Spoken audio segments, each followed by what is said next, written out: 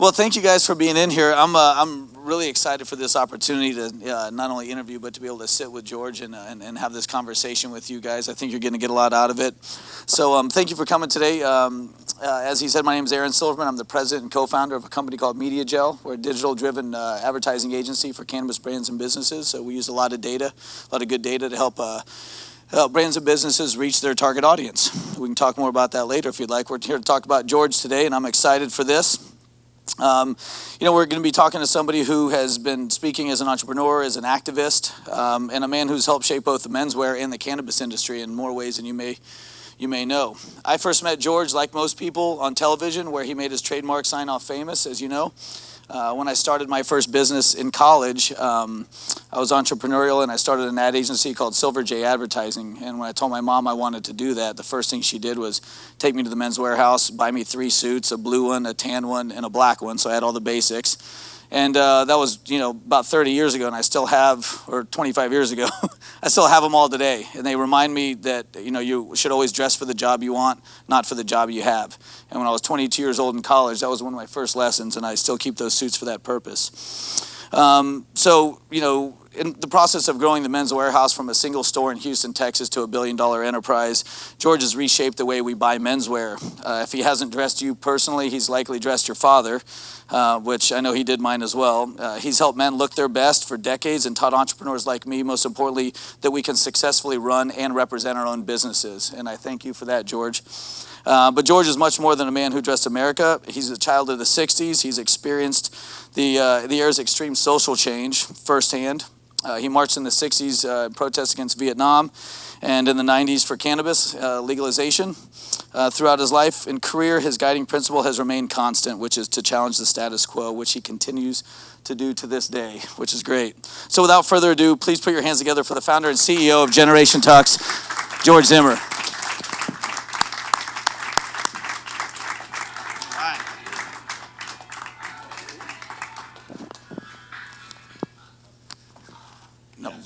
Yes, welcome.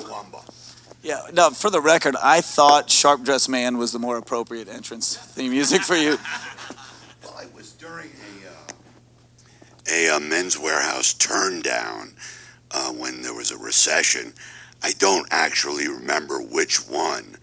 And I started playing that song when I came out to talk to the troops. And it sort of stuck, and I still enjoy that when it precedes my remarks. Yeah, it gets you pumped up. I feel like we should all have our own theme music in some shape, way, or form. But in addition to the obvious basic story that everybody knows about you, we wanted to talk about some other stuff. You were instrumental in getting Prop 215 passed. What sort of role did you play in that? How did you help that most of these folks here don't know about and aren't aware of? Well, it was 1995, and Dennis Perone was beginning his experimentation with medical marijuana at his Market Street Cannabis Club, and I decided to invite about 8 people that I knew down to Monterey Bay to a home I had at Pajaro Dunes, and I said that the DEA requested the pleasure of your company at this meeting. And when they got there, they said, "What does DEA stands for?" And I said, "It stands for the Dunes Entertainment Authority." And it was from that we first decided that we could help Dennis Perone, who needed some help to get the medical marijuana on the ballot and passed in 96. Well, good work on that. Obviously, here we are, many years later, with the success of those efforts. You've gotten into the cannabis industry in a lot of different ways, as you just talked about. Have you ever thought about having your own, George Zimmer branded product with an obvious tagline of "You're gonna love the way it smokes, I guarantee it," or something? Is there anything there? Is that a possibility? Well, without getting him or myself in trouble, about a year ago, I met with Marshawn Lynch when he was still running back for the Raiders, and the name of the brand that we were talking about, which I think was better, was Beast Mode, and I mean that is his brand, and that would be a fantastic herb, I think, don't you? Yeah, I would have to agree. You're right about that. And for those of you who don't know, George is a big Raider fan. Although I know we've had a recent discussion. Raider Former. fan. You want maybe today you make that announcement official for all of the folks. But what do you like most about cannabis, George? Well, I think that the thing about cannabis that is unique among substances, most of which I've tried, is that it makes you happy and high without being addicting. I have smoked cannabis most days of the last 50 years, but there are entire weeks that go by where I don't. And you can try it tonight or tomorrow yourself. You can just stop smoking cannabis, and it usually has no impact. So that's the combination of the up and the down, I guess. What, if any, what sort of medical conditions do you use it for? Does it help with, or none, or maybe none at all? Well, for everybody, it helps with sleeping if you use it towards the latter part of the evening. And I guess anybody who smokes pot after dinner is probably buying into that notion that it enhances your sleeping. I actually take a liquid, which I'm not even sure who manufactures it, but it's called, what is it called, Allison? It's the shot of cannabis. What?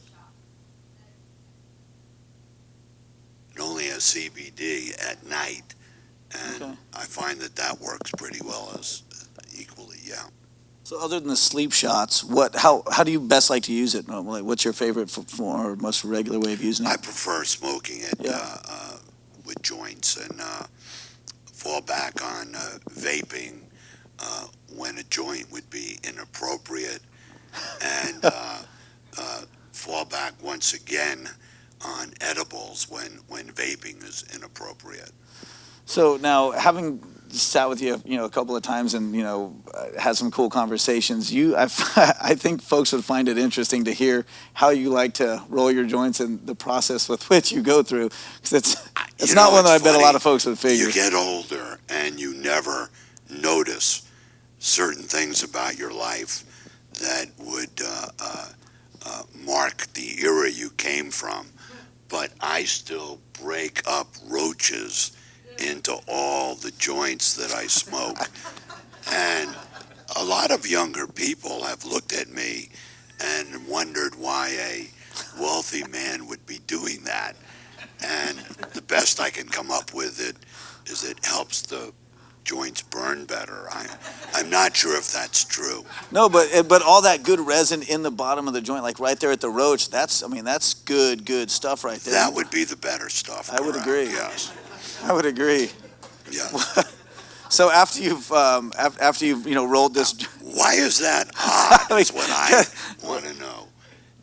Don't young people continue to do that? well, I just figure maybe I don't know. I mean, maybe I'm not a young person anymore, but I will say that with a guy of your taste and your style and everything else, I would just think most folks are surprised to maybe picture you pulling a bag of roaches versus just a beautiful bag of some shelf appeal OG Kush or some. What is your favorite strain? What's your favorite strain of roaches? Well, I think I told you this at one of our lunches, that I've gone from trying to smoke the best pot I can find to trying to smoke the worst shake I can find so I could smoke more of it. And which is hard to argue with. That's a pretty rational, sound position. Yeah. So after you've done this, what are some of the things you like to do the most after you smoke one of your joints, which could be in the day, could be at night?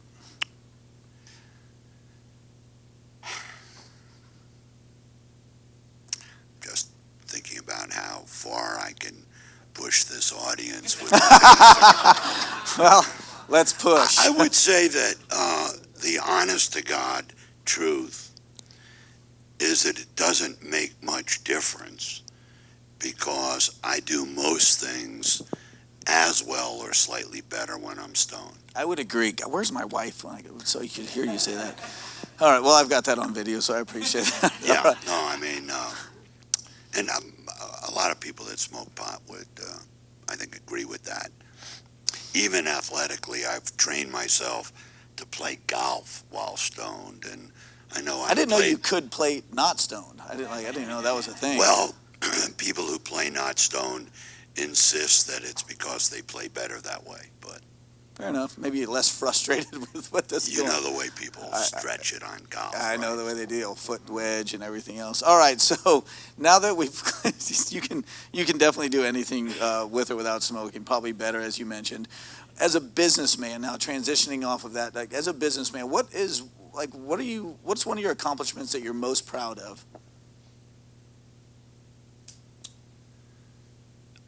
Well, I would say, to answer the question you just asked, and possibly the next question, the ability to treat my workforce, my colleagues, as a valuable stakeholder of the company, and not particularly as the company grew to where there were 17,000 employees when I was terminated, I still was able to maintain an authentic feeling of camaraderie with the men and women in the company. And I think of everything I did, that's probably the thing that A, I'm the most proud of, and B, was facilitated by smoking marijuana. That's a great answer. What I think is another thing you did that you mentioned that I thought was probably a real important part of the success of the brand that you built was your the importance and the value you put on staying close with the retailers at the retail location, and how important that was to understand what they were dealing with and the struggles they may have been having or what was working, and you took that all the way to the very top. Yeah, yeah. When I use the term employee, that would be synonymous with retailer. Oh, okay. I think because although there were 1,000 stores and each one could be considered a retail location, there were between 10 and 20 people per location that all had to be treated with dignity. What would you say is one of the greatest accomplishments in the cannabis industry to date, in your opinion?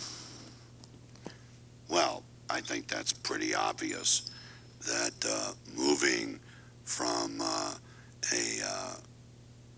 felony with possible imprisonment to medical to full legalization in a number of states is unquestionably the dominant theme of what's happened to marijuana. I've been watching this, as I said to you backstage, for 50 years as an activist. And if you'd said to me 40 years ago, after the Schaefer Commission and before Nancy Reagan, whether this was possible, I would have thought you were smoking something funny. All right, so then, where do you see things in the next 2 to 5 years? I mean, that's a major accomplishment we've had in the last, say, 20, and certainly the last 5. What about in the next 2 to 5 years? Where do you see this going?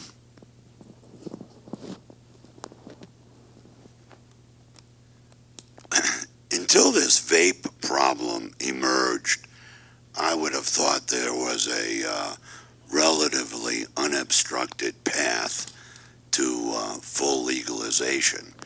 And I know that the federal government has been passing some legislation that is very positive in terms of banking and things of that ilk. So I would say that vaping is probably going to be a bump in the road, and in 5 years, marijuana will be completely legal in the United States, possibly with some exceptions in the Deep South, and the process of legalizing it internationally will be underway. So, all right, that's interesting. Over the last several years, we've had the cannabis industry has certainly taken some, punches to the face. Some of which have been, maybe self-inflicted by not having our shit together enough, and some of the others may have just been from negligence. But this seems to be, in my opinion, I'm curious to get yours. This vaping crisis and what's going on may be something that kind of, wakes everybody up, finally pops the balloon, and gets us looking at things a little bit differently to maybe, accelerate some federal legalization versus, hinder it.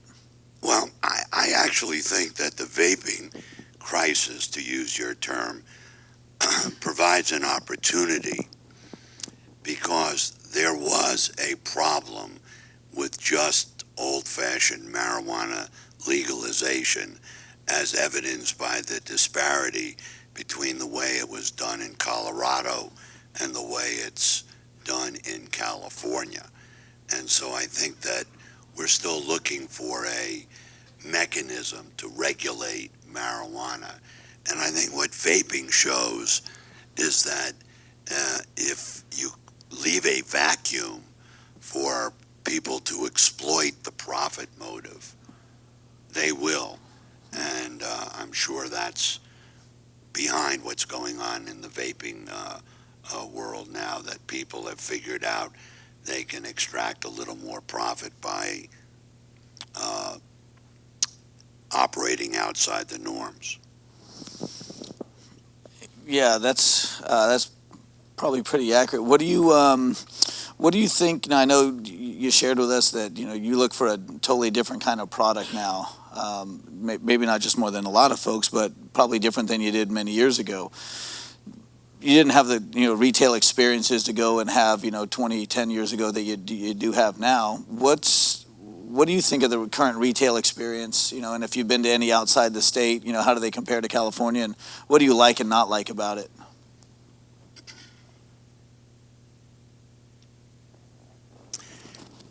I have fairly provincial habits. I've only been outside the state, outside of Oakland, a handful of times. But I must say that, and I haven't thought this idea through yet, but there was something.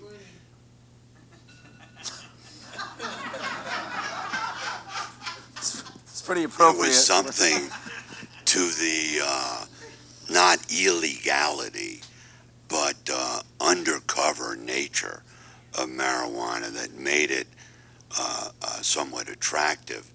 And now the incredible preponderance of clubs with their amazing displays, it seems to have gone beyond what the alcohol wine stores have done.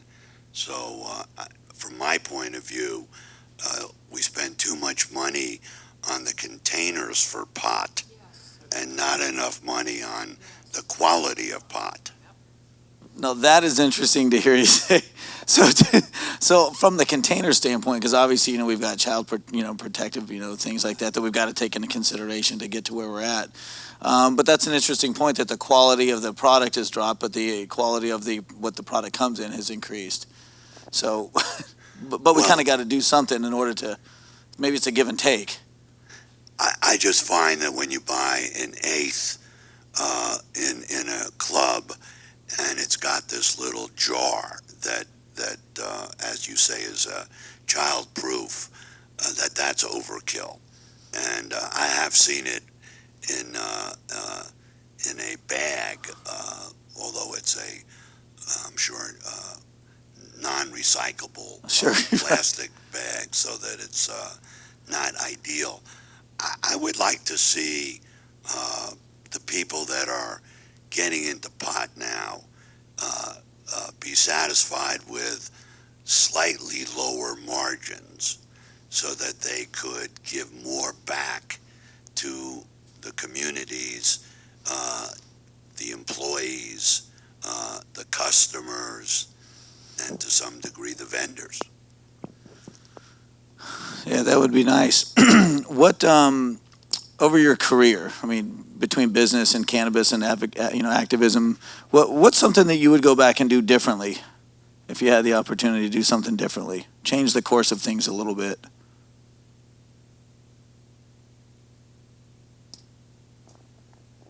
You know, I used to answer that question with not a thing. I just do it all the same way. And now I would answer it with practically everything. And so, since it's so comprehensive, I really don't have to describe it in detail. You can just be assured that I would change almost everything I did in my life. That's fair and honest. I appreciate that. So, if I'm correct, in your early 30s, you gave up drinking. You're smoking cannabis. Did you give one up for the other? Was it a health thing, or is it just a preference thing on how you used it, a controlled substance, if you will? No, I always smoked cannabis, so drinking was the newcomer, and it didn't agree with me. So I had the ability to quit it when I was very young and continue to smoke cannabis, even though everybody, including the people at the rehab center I went to, had said to me, well, no, you cannot smoke cannabis and be a recovering alcoholic. And I said, why not? And they said, because it's still getting high.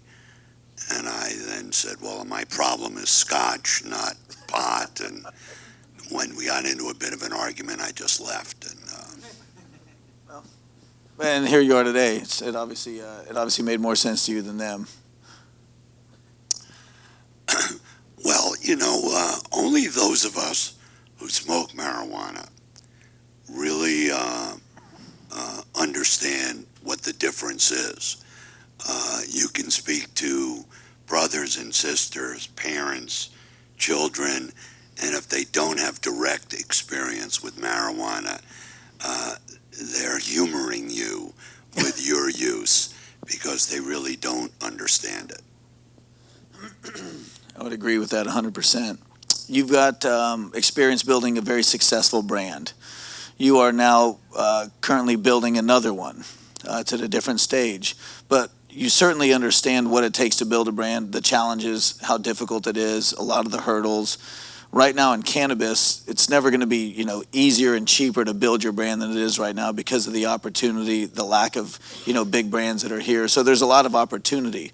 What do you see that some brand or brands are doing that are really good for brand building, or the opposite? What do we need to be paying attention to as brands in this industry in order to build a better, stronger, more loyal brand with our customer base?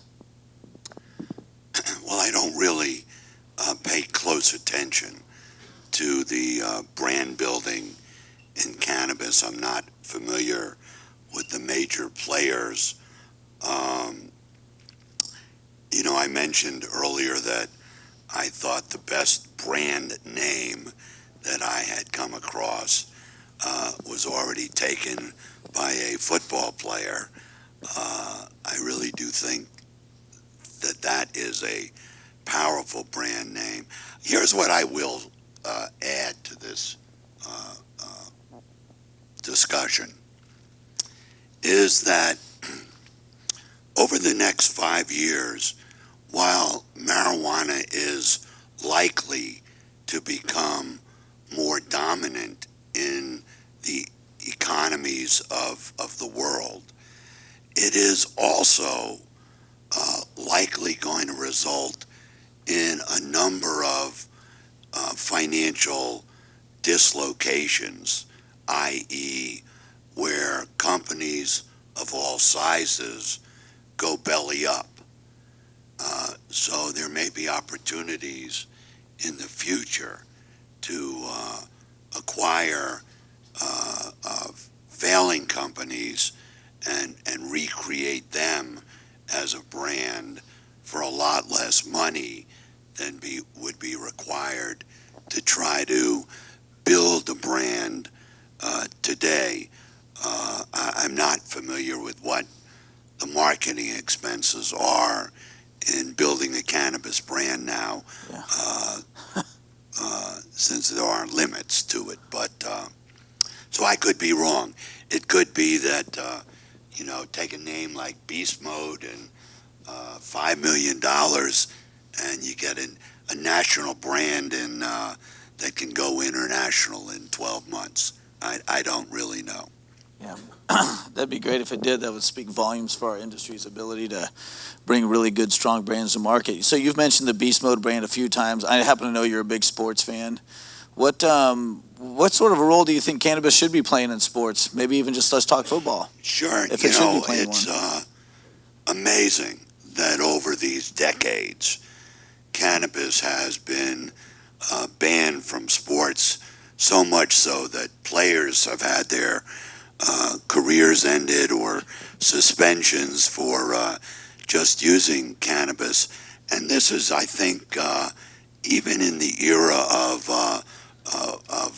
bombs that are rubbed on, I'm pretty sure that you're still not allowed to do that in an NFL training room, even if it's just a CBD bomb.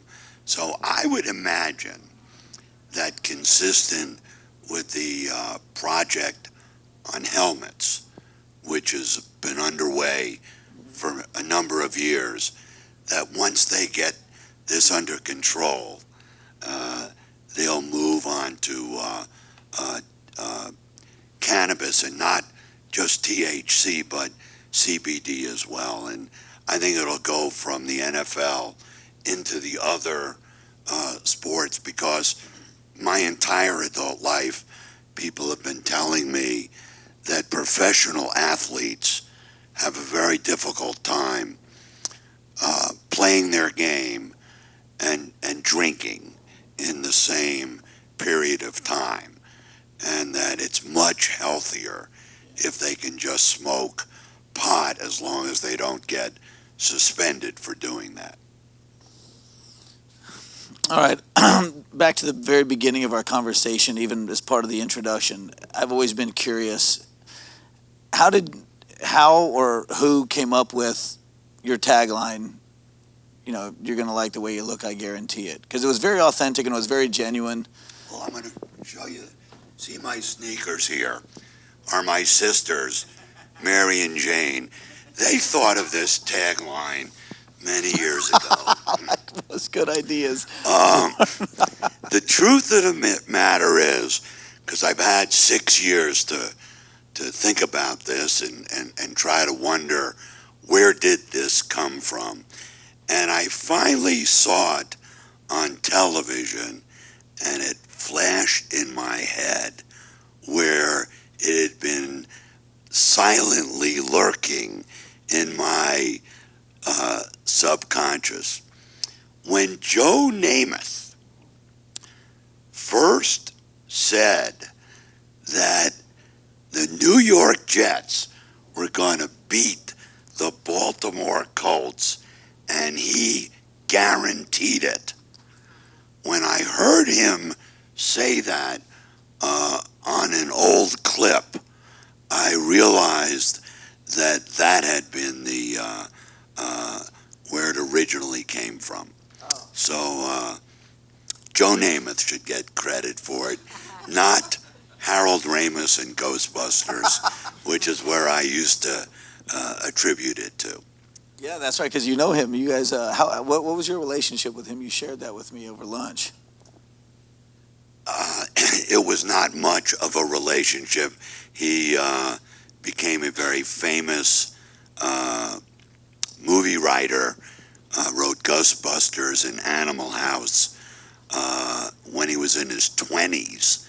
And so we had gone to college together and were in Jewish fraternities, but not the same one. Gotcha. So we were more competitors than we were colleagues in college, I would say. All right. Well, this room is obviously, there's quite a few entrepreneurs and aspiring business folks in here, including myself. What's a good piece of advice from you to them and to us?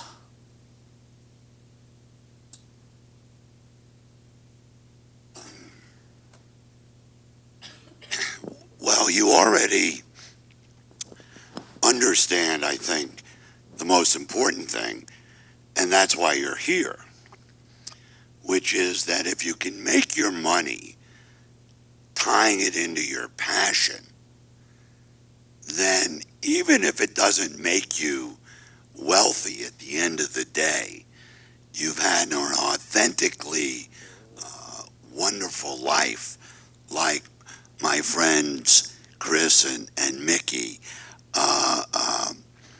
And I'm sure they wish they made more money, but to be involved in cannabis for 35 or 40 years in a academic way, in a judicial way, not running a club. I think that really is why I answered the question earlier as I did, that if I were to be honest today, and this is a good way to maybe end this talk, if instead of saying there's nothing I would change about my life, I now feel like saying, no, I'd like to change everything about my life. And you have to probably be my friend to understand that completely. But, you know, I've been married and divorced twice. I've had 4 children. So there are lots of wonderful things about my life, but lots of things that I could have done differently. But of course, you never, and I mean never, have this type of reflective perspective on your life while you're living it. So you make the best of the decisions you make and try to enjoy every day. And then if you're honest, when you look back, you can see how it might have been different. Okay.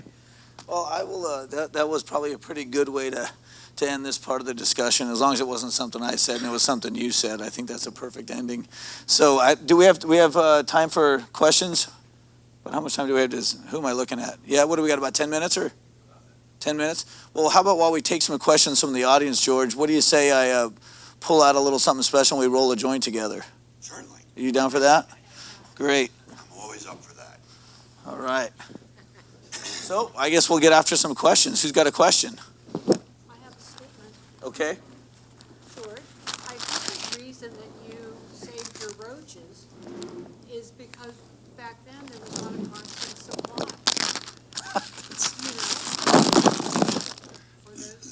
That is correct. It was about supply and cost therein, and it was about keeping roaches from falling into the wrong hands.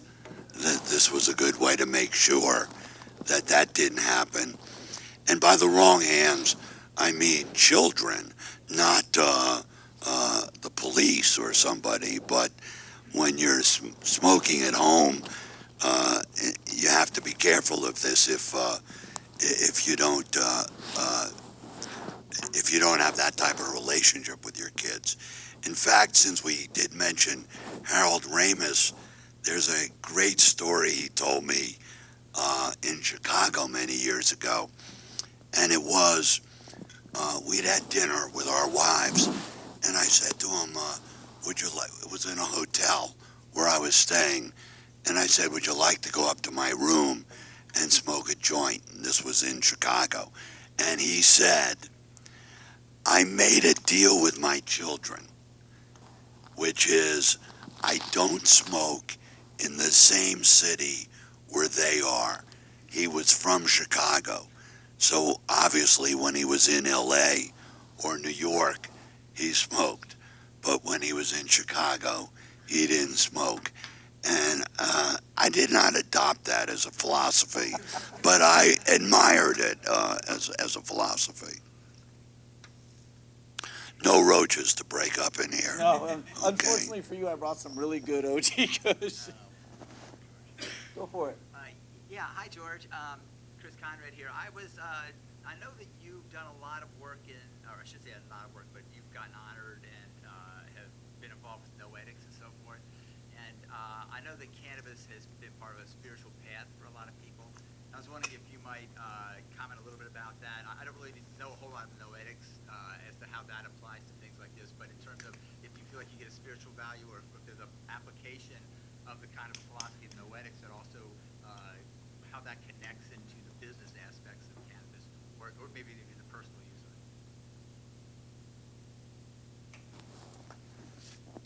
it. The way I would answer that, Chris, is that Noetic was about intellectual ideas which have a place in life, but not as large a place in my life. What my life was more about was taking the intellectual idea of Noetics and interpreting it in a for-profit business. So, as an example, taking care of your vendors. Now, I don't know who's a vendor here, but I used to, when I went out for lunch with clothing manufacturers, I would pick up the check, and they would look at me and they'd say, "No, we'll get the check. It's a business expense." And I would say, "Well, we appreciate the relationship. We're going to get this check." And we would supply them with Broadway tickets and New York sporting tickets instead of the other way around. And so I think that in terms of, well, I seem to have lost my thought there, but I think it's about, and that's before I did this one. Maybe we should You have to be, what pot does, what Noetics taught me about pot was that every relationship should be as close to balanced as possible. And in business, relationships are often way out of balance. For instance, the CEO of the company and a tailor in one of the stores.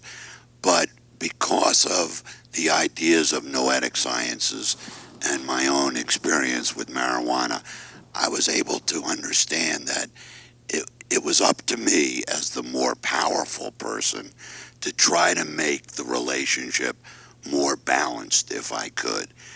And that was an idea that came from noetics, and I translated it in business.